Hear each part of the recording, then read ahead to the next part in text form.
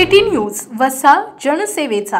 Corona काळात जिल्हा सामान्य रुग्णालयात मॉड्यूलर ओटी प्रकरणातील एका कंत्राटदारानं आरोपीनं एका बड्या पत्रकाराला जीवे मारण्याची धमकी दिल्याप्रकरणी आरोपीवर गुन्हा दाखल झालाय। सोलापूर येथील बबलू इनामदार असं त्याचं नाव आहे। कोरोना-19 काळात जिल्हा सामान्य रुग्णालयात करोडो रुपयांचा भ्रष्टाचार झाल्याचं सिद्ध होऊनही अनेक दोषी मोकाट असून तपास यंत्रणाही ढिम्म झाल्यात। तत्कालीन निलंबित डॉक्टर सुभाष चव्हाण यांनी कोणत्या पत्राच्या आधारे सोलापूर येथील NL हेल्थकेअर कंपनीला उर्वरित करोडो रुपये अदा केले याचा शोध घेऊन कंत्राटदाराविषयी वृत्तांकन केलं असता या कंत्राटदारानं थेट पत्रकाराला फोन करून धमकी दिली। धमक्यांना घाबरणारे ते पत्रकार कसले, थेट आरोपीवरच मग गुन्हा दाखल झाला।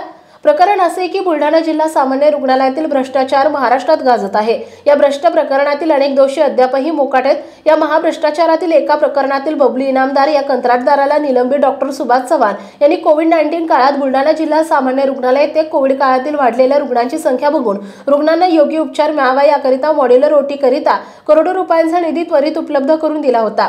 त्या काळापासून आजपर्यंत मॉड्यूलर ओटी कार्यान्वित नसून संबंधित ठेकेदार NL हेल्थकेअर कंपनी सोलापूर येथील कंत्राटदार बबलू इनामदार यास 80% ॲडव्हान्स रक्कम देऊन टाकली आहे आणि उर्वरित 20% रक्कम बुलढाणा निलंबित जिल्हा शल्य चिकित्सक डॉक्टर सुभाष चव्हाण यांनी करोडो रुपयांची रक्कम कोणतीही शहानिशा न करता मागील पत्र व्यवहारांचा रेफरन्स घेऊन रक्कम अदा करून टाकली आहे। कोविड-19 काळापासून तर आजपर्यंत मॉड्यूलर ओटी कार्यान्वित नाही। तत्कालीन निलंबित जिल्हा शल्य चिकित्सक डॉक्टर सुभाष चव्हाण, डॉक्टर नितीन तडस, भांडारपाल प्रकाश भोते यांनी नियमबाह्य कामे करून शासनाची फसवणूक केली आहे, परंतु ते निलंबित होऊनही उजळ मातानं फिरत आहेत। त्यांची चलचल संपत्ती जप्त करून भ्रष्टाचारांना धडा शिकवण्याची मागणी जोर धरू लागली असून सोलापूर येथील कंत्राटदार बबलू इनामदार याला धमकी दिल्याप्रकरणी आता जेरबंद होणार आहे।